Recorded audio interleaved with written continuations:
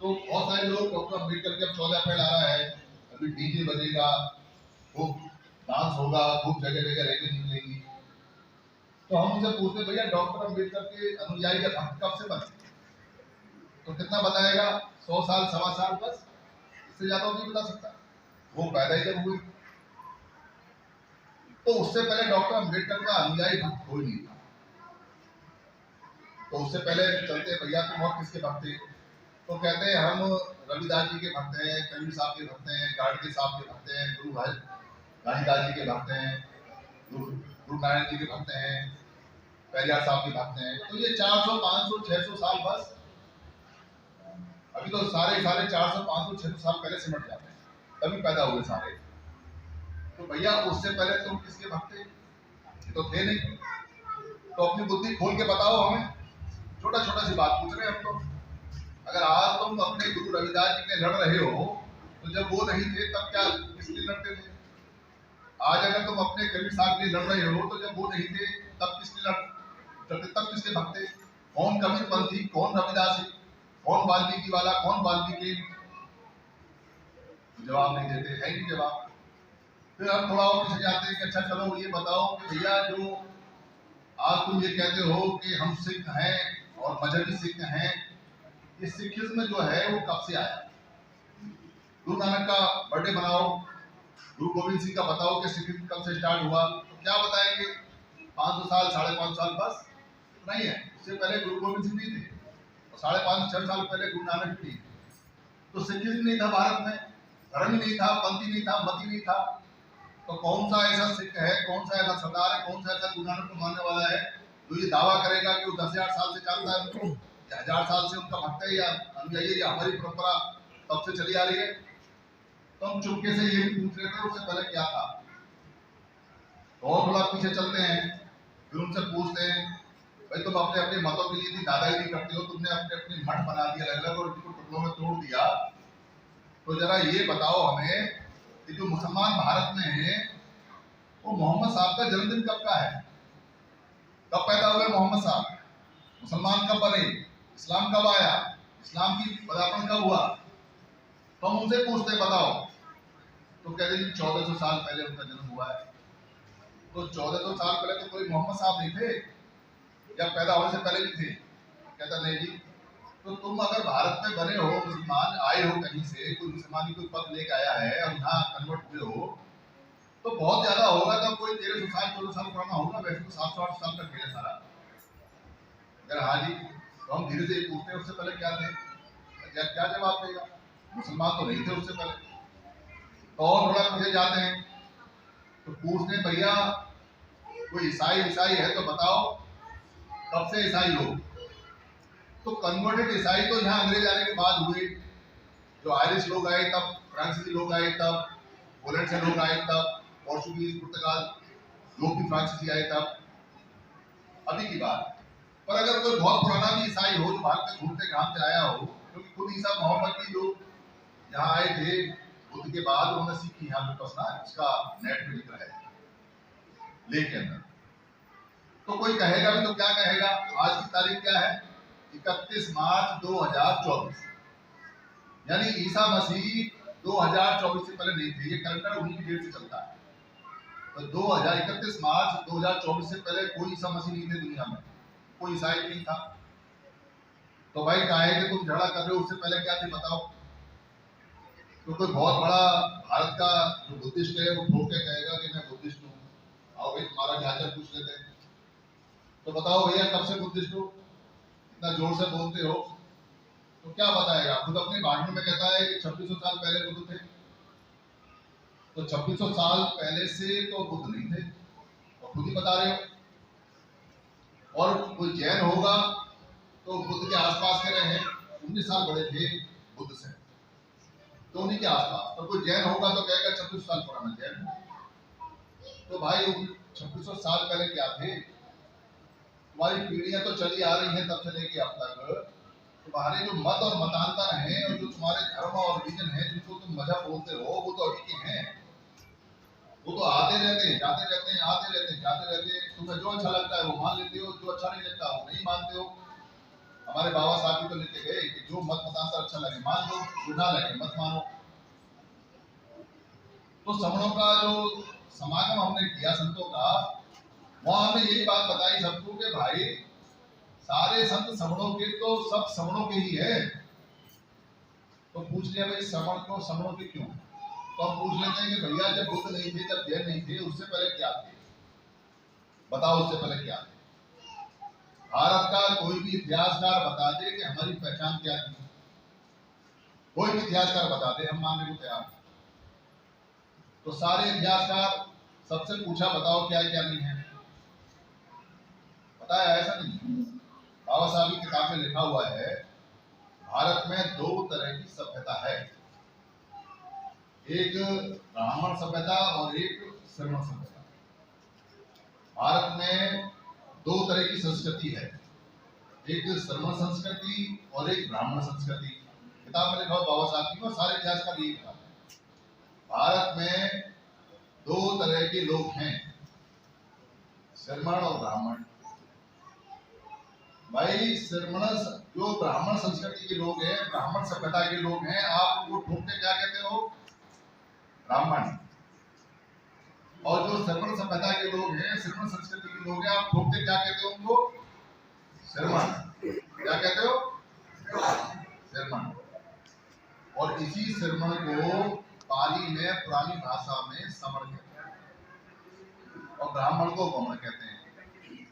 हम पुरानी भाषा का जो सिस्टम है समणकर बमण का, पुरानी भाषा का जो नाम है उस पर बात करते हैं। ये जो समण शब्द है ये बाबा साहब की जो 16 वॉल्यूम डिक्शनरी है उसमें साफ लिखा हुआ है। इसी को श्रमण बोलते हैं संस्कृत भाषा में।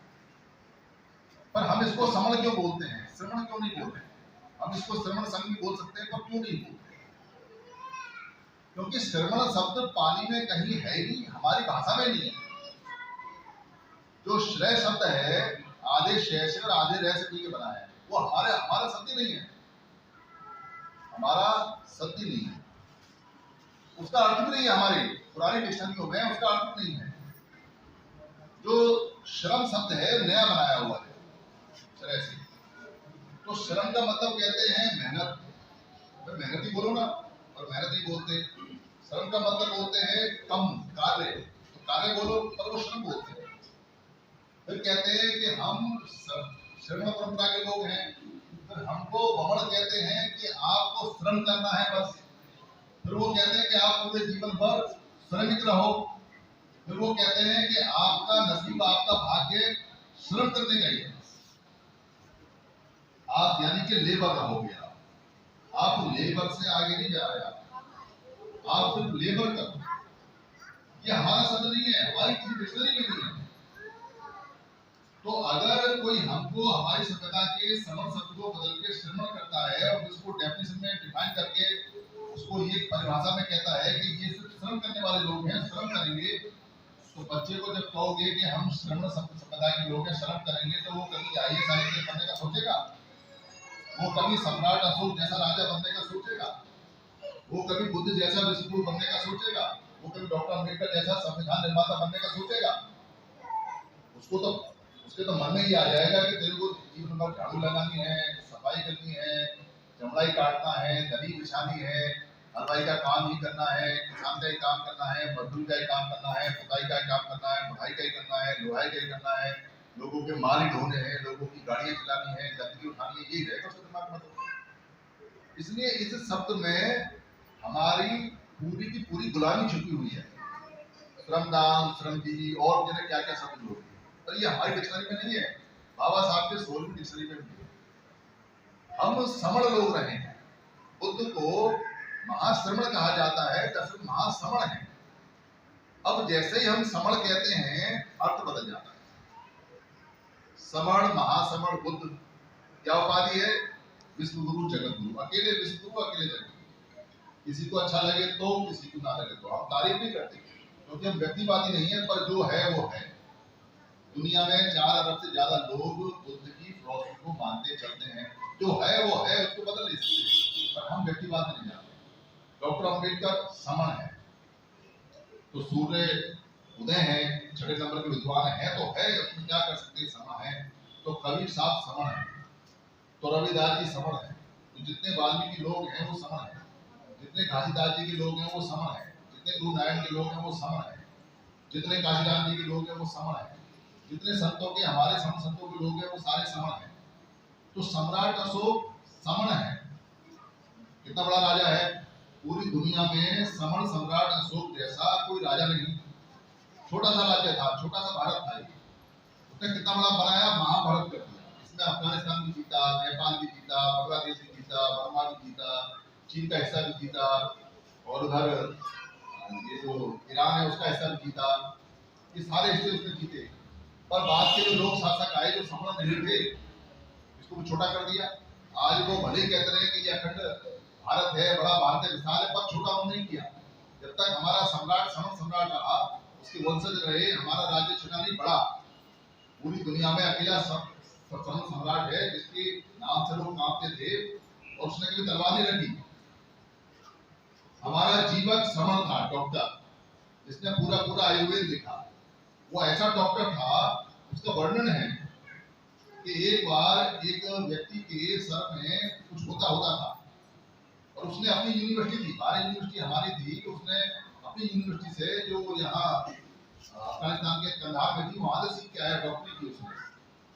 तो वो उसने उसकी खोपड़ी फाड़ी। उस जमाने में जब आप खोपड़ी का ऑपरेशन सोच नहीं सकते, और उसका कीड़ा निकाला और फिर उसको खाट से बांध दिया कस के, ताकि सर ना हिले, घाव भरे।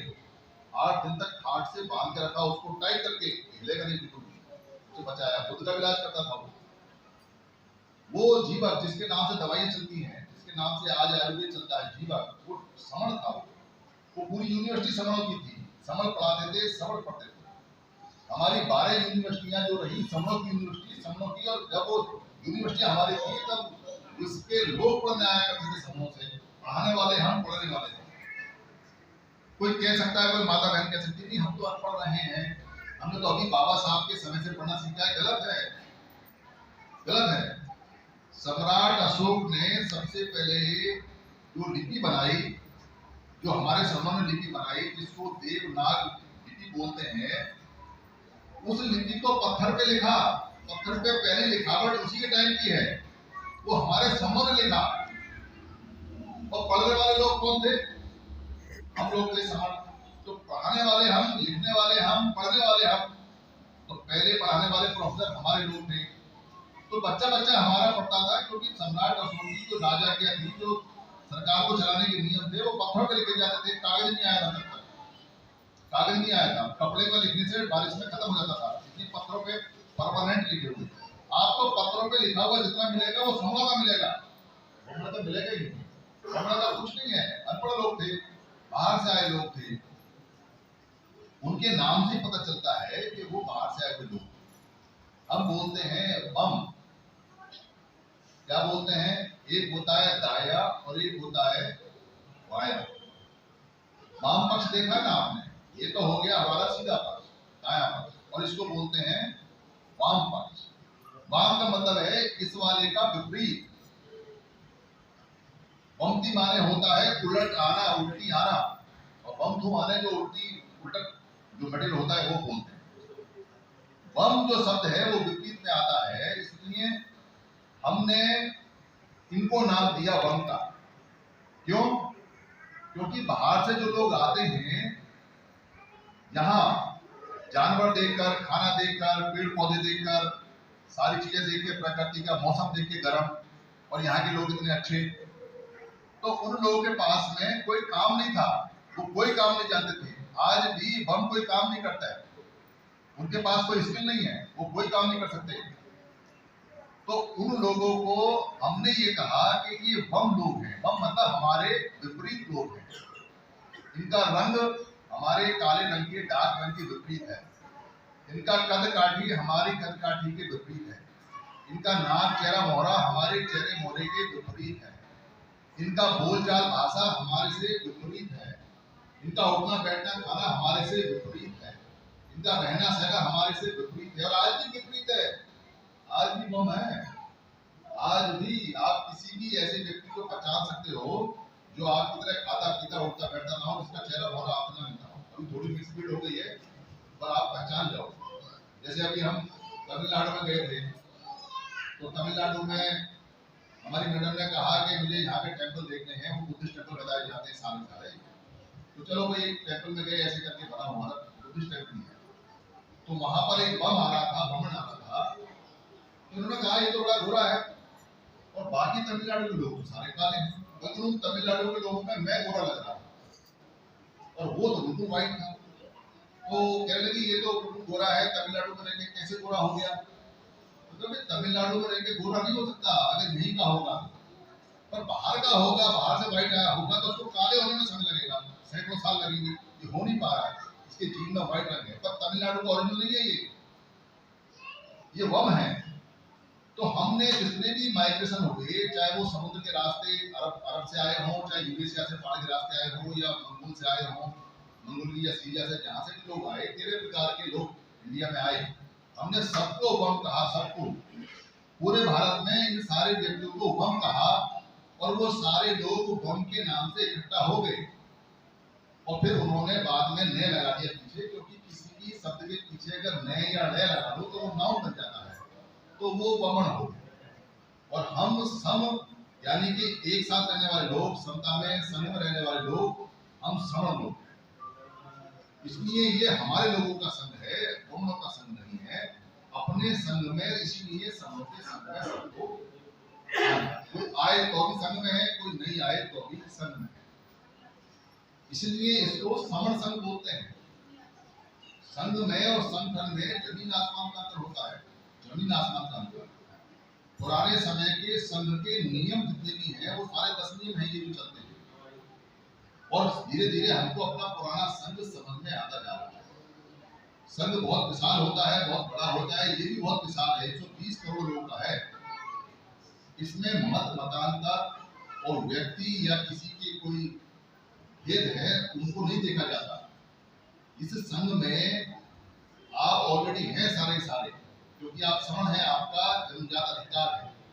कोई व्यक्ति किसी व्यक्ति का विरुद्ध हो सकता है, किसी का कोई मत किसी के विरुद्ध हो सकता है, कोई दो समण पॉलिटिकली विपरीत हो सकते हैं, कोई दो समण व्यापारिक प्रतिद्वंदी हो सकते हैं, कोई दो समण नौकरी के एक दूसरे के प्रतिद्वंदी हो सकते हैं, कोई दो समण खेल में किसी के प्रतिद्वंदी हो सकते हैं, कोई दो समण मोहल्ले में अधिकार के रूप में दूसरे के प्रतिद्वंदी हो सकते हैं, पर है वो सारे समण ही है। वो एक घर ही, एक घर के अलावा वो कुछ नहीं है, क्योंकि मत मतांतर बाद में आए हैं, भेद बाद में हुआ है।